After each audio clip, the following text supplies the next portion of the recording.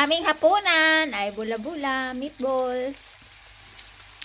Yan, busy na naman ang aking asawa. Sa aming hapunan, ako ay naghintay na naman para kakain.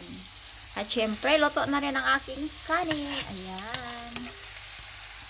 Nagluto siya ng meatballs. Tapos, lagyan niya ng sauce siya mamaya. Ayan na yung sauce niya. Luto na yung sauce.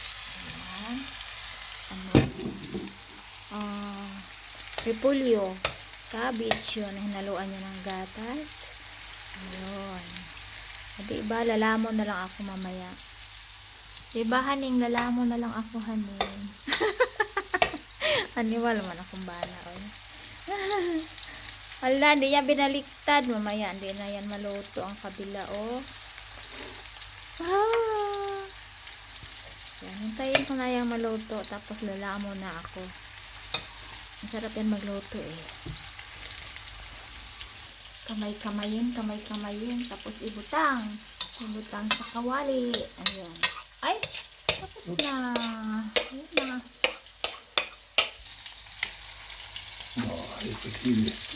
Hindi pa siya brown. Dahan-dahan na yung apoy, mga kaibigan, para hindi masunog, para maluto ang loob. Kaya dahan-dahan lang yan. Hindi pa siya brown. Binabaliktad na ng asawa ko, hindi pa siya brown. Kulang pa rin.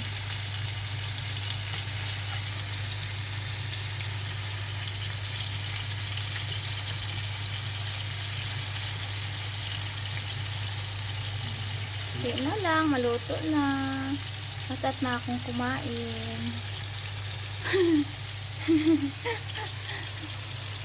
Sarap kainin pag mainit. Mainit bagong luto.